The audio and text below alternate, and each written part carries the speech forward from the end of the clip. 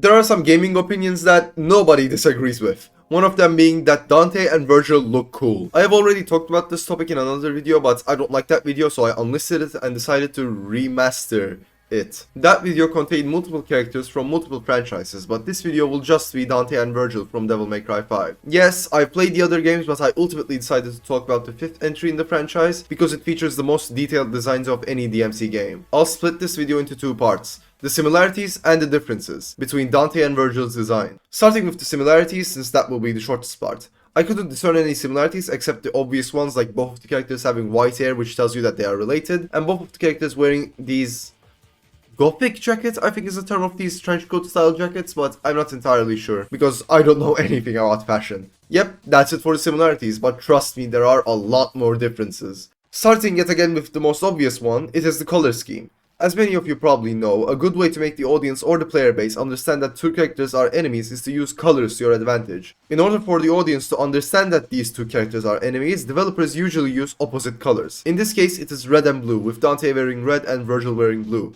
But it can also be something like, let's say, purple and green. Many games of course use this besides Devil May Cry. For example, the same color scheme can be seen in ULTRAKILL, with the protagonist V1 being a blue-colored robot and one of the antagonists, V2, being a red-colored robot. Moving on to the next difference, I haven't actually seen anyone talk about this. It is Vergil's vest and Dante's shirt, since Dante doesn't wear a vest in this game. Specifically, how they wear it. Dante's shirt is unbuttoned to the point that you can see his chest, and it looks more casual. This reflects Dante's personality of being more carefree compared to Vergil, who wears his vest in a buttoned, straight, formal line. This reflects Vergil's personality of being more formal, cold, and calculated. Though this isn't the only thing that reflects their personality. I would argue that Dante's beard also contributes towards this point, since he doesn't bother shaving. And finally, Dante's rolled up sleeves also contribute towards this point, with Vergil once again looking more formal and Dante looking more casual and carefree. That was it for the clothing part, but there is still one big difference left to talk about: the main weapons of each character.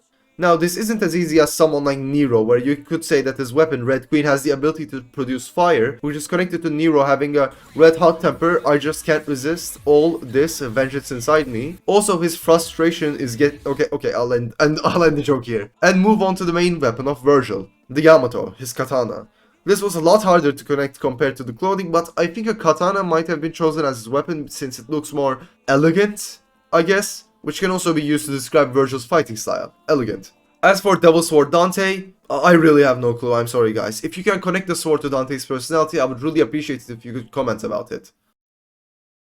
That was all I could find for this video. I would really appreciate it if you could subscribe. If I have missed anything, feel free to comment about it, and goodbye.